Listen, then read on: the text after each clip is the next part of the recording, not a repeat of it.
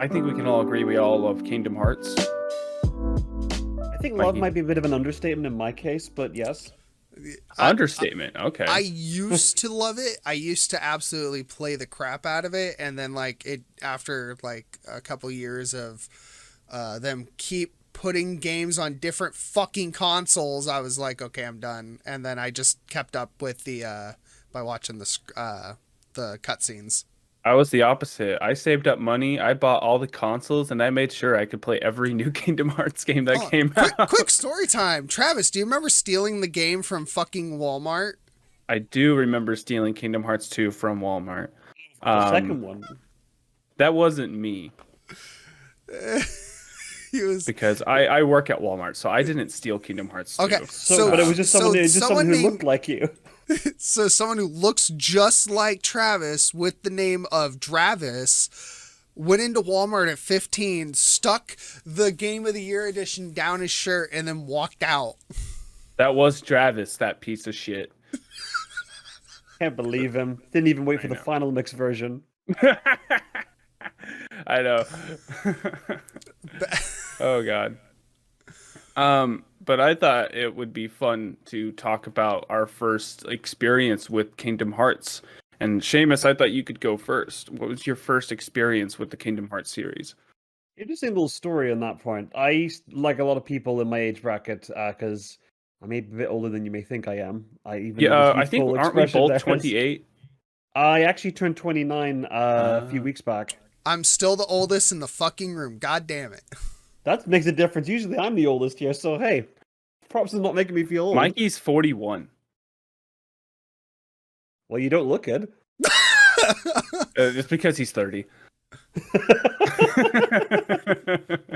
Turning 30. I'm almost there, you know. Like still got the okay. widow's peak from hell, but I mean, your hair is wild, so you make up for it. And that immaculate beard. I know. Makes no sense. My hair goes straight brown, and then it looks like a calic cat fucked my face.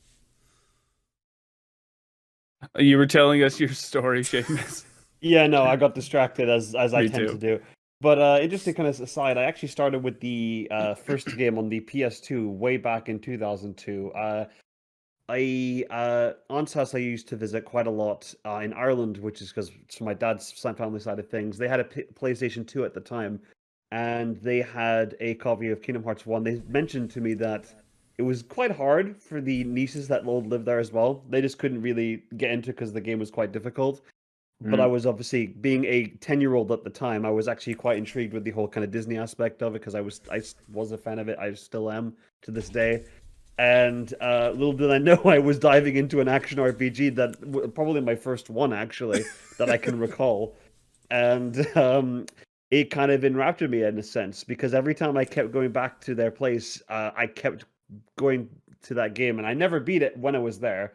In Mhm. fact, I think the first game I beat before the first one was actually Chain of Memories, like 2 years later, and then I went back and played Kingdom Hearts 1 on my own PS2. I think at that point, so a bit disjointed, I know, but I was like a kid at the time, so of course that game was That's bloody difficult. yeah. I mean, that's probably um, less disjointed than my experience, I guess. Like Which at least you part had did you the. get stuck on? Oh yeah. Yeah, that Seamus? too. Yeah, sorry, what was that? Which parts were you getting stuck on the first Kingdom Hearts? The I had a lot of memories getting stuck at a lot of the kind of boss fights. Deep Jungle still gives me PTSD flashbacks to the save, for example. Another one is the pot centipede in Agrabah. That still ticks me off like you wouldn't believe. Trying to think of other ones as well. No, those two are always the ones that stick out to me as being ridiculously difficult in my mind. From Kingdom Hearts 1, Pinocchio. I don't know why, but something about the Pinocchio one drove me nuts.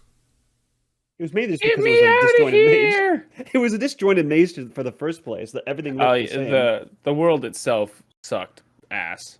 Well, the music was great. Music was good. Music is good throughout the whole series. It's insane. Yeah, Kingdom Hearts is really, really good with their music. Oh fuck, somebody correct me. Yoko Shimomura. That's it. Yeah. I mean, when you Yeah. get the composer for Street Fighter 2 in to do your soundtrack, I mean, it's going to be good, right? Okay, now I have to look up Street Fighter 2 music sometime. Have you Oh, you not were played missing Street out. Fighter 2, Travis? What the fuck? You Maybe must at have the at least like heard of the songs, at least. They're this synonymous in gaming I culture. maybe I've heard them and just didn't know it. Give me a I break, dog. j- I'm surprised you have not played Street Fighter 2. I didn't know that. Maybe I've played it at the arcade. Back when How do we arcades existed. how do we know that wasn't Super Street Fighter 2 Turbo Hyper Fighting, not the original Street Fighter 2, or Super Street Fighter 2 Turbo, or so you could have been playing Street Fighter Alpha for all we know, or it could have been Marvel vs. Capcom, and you've been all like, "What the hell is freaking War Machine doing next to freaking Ryu Hayabusa?" Or wait, hold on, no, that's Strider. I'm getting my ninjas confused. Yeah, I've heard of the many versions of Street Fighter games. You know what? Um, Turbo was fun. Unless someone played Ryuk, and then you're just fucked. Turbo sucked ass. I have no idea. Don't listen to me. Mikey, what was your first experience with Kingdom Hearts? It was actually Kingdom Hearts 2. I got it for Christmas. I don't even think my parents knew what the fuck they were buying. I got it. I put it in, and I at first I was kind of slow to get into it, but I really started liking it. And then I think for me, what really sold me wasn't just the story, but just like the lore behind every little thing. And for me, it was like a mystery still because I never played the first one. So that's where I got like sucked into it at first. And then after I finished the first one, they started making more games and I lost interest because they kept putting it on different fucking consoles. Was there any particular moment from Kingdom Hearts 2 that kind of captured you? The Sephiroth fight, because I didn't know that that was Oh. skippable. I was level 40 fucking 7 on the hardest mode, and I sat there for a month fighting him until I finally did it. Oh, you thought you had to beat him? Yeah, Oh my god. so level 47, first playthrough, hardest mode, I sat there for a month until I fucking beat him. That was insane. And the only reason I beat him is that one of the times that where I was running up to go do the fight, I leveled up my my double jump, and I didn't know you could get a double jump on Valor. So I was like, "Oh fuck yeah!" And that's what changed it. And then like I spent 2 days like learning how to jump up high enough where I could do the triangle while he was in air, and just like the little like instant frame you get where you could do it on the single double jump. That was fucking hard. So hard. It's crazy. Yeah, fighting Sephiroth in Kingdom Hearts 2 versus Kingdom Hearts Final Mix is a totally different experience. You don't even get dodge roll in the original Kingdom Hearts 2. Well, you didn't really need dodge roll in the 5 or 7 because a lot of how that fight worked was really it was about positioning, and a lot of his attacks could be straight up guarded or just straight up reflected. And some of his moves, for example, dragged you in. You could have just used glide or to get around that. For my gameplay style, I like my first few times I played Kingdom Hearts 2, I never blocked. Like I never blocked. It was just something I would never do. Fighting Sephiroth, I would jump and then aerial dodge to avoid most of his attacks. I just would not block. I don't know what my deal was. Travis, why are you Michael Jacksoning right now? I don't know. Oh, the gloves? I'm trying not to chew my fingernails. So I'm wearing gloves. It's the best way for me to. If we see holes at the end of this podcast, we'll know that someone got a bit peckish. Yeah. You're starting right now. I can't believe this. But yeah, Sephiroth. Wow. I remember the first time I beat Sephiroth. I was like I was in my living room. I was living in Dallas, Oregon, and I just trying to do it for months, obviously. And I'm freaking out because I'm like, I beat him, and then I unlocked a Keyblade. This is before the internet, so I didn't know. Like, you get a Keyblade and you get a drive gauge. And I'm telling my brother, like, dude, this is crazy. I've been sitting around with 6 I had 6 drive gauges. I didn't know a 7th existed. It just blew my mind. And he's like, I don't know what any of that means. Why do I give a fuck? I'm like, it's like they don't know how hard this was. They didn't understand how much of an accomplishment beating Sephiroth was. Dude, that was like one of the greatest fucking moments for me in Kingdom Hearts 2. Not even beating Xehanort, just Zedus. Thank you. I mean, you're technically not wrong though. He was. If I go into the explanation for it, we're gonna be here for 5 minutes. 5 minutes? You mean 5 days? Oh, well, it's better than 5 days over 2, isn't it? Some shit, dude. Clone of a dead nobody, of a clone of a heartless, of a dead something else. Pretty much. Don't forget that like the name Xemnas is his nobody version of a name he stole in the first place. It's not even his original name. It's ridiculous. Gosh, I'm trying to remember when I always knew like what Kingdom Hearts kind of was. I remember seeing commercials for the first game, and I'm like, oh, like it always made Disney and seem cool. Because I was at that point in my life where I was like, oh, I can't like this stuff. It's lame. Like I'm already super unpopular, and nobody likes me. I can't like Disney. It was just really lame where I was to like things, to like anything. I had to stop liking Pokemon, Yu-Gi-Oh, cartoons. That's normal for our generation, Travis. Like we grew up like same thing with Seamus. Like if he grew up anywhere near America after he became a teenager, that was a normal fucking occurrence here. You just couldn't like things. Unless they were violent video games. Any anime, any of that like card shit you used to play last year, you're a loser. Dude, kids today, I see kids, super young kids, they're all decked out in like weird clothes and anime like references. It just blows me away. I wish I could have been open. Like I had to stop liking anime too, which sucked. I know, we used to hang out with Christian up in his room. We would fucking hoard anime seasons together. Binge Inuyasha. Yeah. Seamus, you got any particular animes you like? Well, like, it's funny you mentioned it because when I noticed there was this very noticeable transitional shift between my kind of like childhood interest to being a teenager because a lot of programming at the time in the early to mid 2000s, they were broadcasting a lot of Japanese animated programs localized for the West. And after like a certain point in time, I realized, oh, hold on a second. There are things that I can see online that aren't on television that aren't available to me because we didn't really have Toonami back in Europe. We had like Jetix, I think was the closest thing we had to that, if I recall. So I actually just went from watching kind of like these cartoon-based things to watching anime mostly. And yeah, I kept it kind of mostly to myself, but there were a few people who actually were interested in that kind of subculture side of things. So I can relate to that whole trying to hide your interests there, but I was very dedicated back in the mid to late 2000s on that, let me tell you. You're like, fuck it, I'm rocking this shit. Fucking, did you watch Dragon Ball Z? I think I don't remember Dragon Ball Z being on as much. I recall there was a lot of kind of the Yu-Gi-Ohs and the kind of Beyblade was the hottest shit. Okay, so like the WB stuff. That's where we watched all of that. We didn't have WB sadly, but I forgot what the kind of like transitional kind of point towards. Okay, there's more to it than just shows based off merchandising. I guess I think. Right. Yeah, that's what a lot of those are. Is just like they're selling products. Is all they're doing. Yu-Gi-Oh, Pokemon, Beyblade. My question's this. During that transition, did you know Avatar came out? So did y'all start watching Avatar after it was done or before? It's gonna shock the world, but I've never actually seen all of Avatar. I didn't even know it was apparently a thing. I was just watching the authentic stuff. So you're gonna sit down and watch the whole series tomorrow. It's really good. I caught Avatar: The Last Airbender.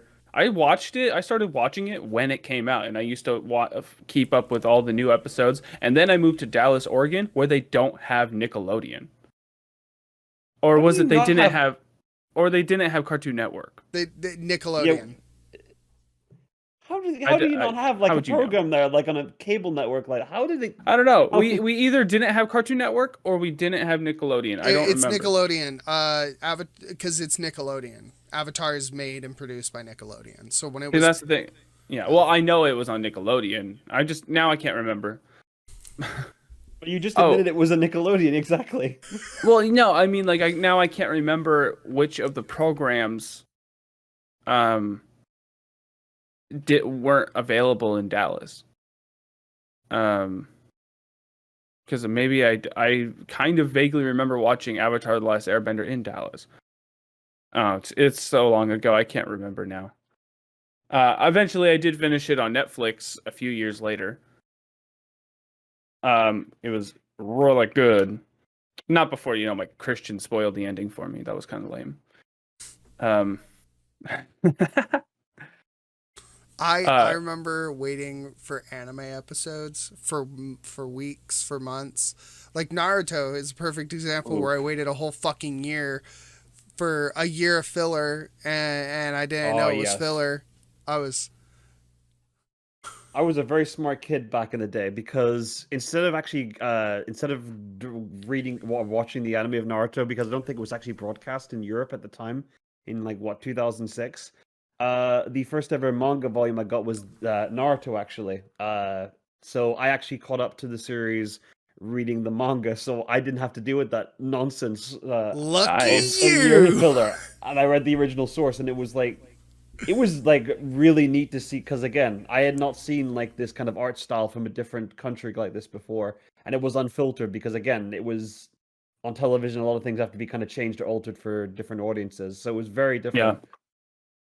Yeah, anime captivated me from a very young age, and I think it does a lot of people because it's just so different, vibrant, and then they got those moments where the animation kicks in the Sakuga. Yeah, it's just very different from American style animation. Where was I with my story? Because I feel like my Kingdom Hearts experience You're talking a lot about seeing the original one on television, and Yeah. then you were saying that you would kind of you may have been you didn't think Disney was probably the best thing to look cool at the time or something. Oh, and like that went into a whole tangent about childhood stuff. Pretty But much. yeah, so I mean, years went by. I seen commercials for Kingdom Hearts, and then I remembered vaguely seeing Chain of Memories, and then I was at my local Blockbuster. Jesus Christ, that's really showing ages. Yeah, with our cousin Christian, and I see the cover for Kingdom Hearts. I didn't realize it was Kingdom Hearts 2. I thought it was Kingdom Hearts 1. And I'm like, this game, and Christian actually pointed out it was 2. I'm like, oh, bummer. And I was like, I don't know, dude. I don't think I want to get Kingdom Hearts 2 without playing Kingdom Hearts 1. And he's like, and I don't know, we decided to get it. I think he was the first to play it. He didn't play very far. He wasn't as into it as I was. At least I don't think he was. But then I played it through the night, and it was also, Seamus, it was also my first action RPG. I never played a game like it. It blew my mind. And you're playing as Roxas. I'm like, who is this kid? Is he the kid from the first game? What are all these memories? Donald and Goobers? I was just Donald and Goobers? What the fuck? Donald and Goobers. And then the moment I knew this game was something special is when you get to that fight with the big giant wiggly nobody. What do they call him? Twilight Thorn. Twilight Thorn, thank you. That fight just stole my imagination and set an incredibly high bar for every video game to come after that. So that shit was just, I'm like, Christian sleeping behind me on his bed, and I turned to him like, are you seeing this fucking shit? Isn't this the coolest fucking thing you've ever seen? And he's like, because he's fucking half asleep. And yeah, and I was staying at his house for that week, and we sat there and we took turns playing the game, and we beat it. But we also went through the whole game because it was our first action RPG. We didn't equip any abilities. Oh, so my God. We went through the whole game with that basic ass combo and drive forms. And when we were fighting, this is crazy. When we were fighting Xemnas, and he's doing the dome attack.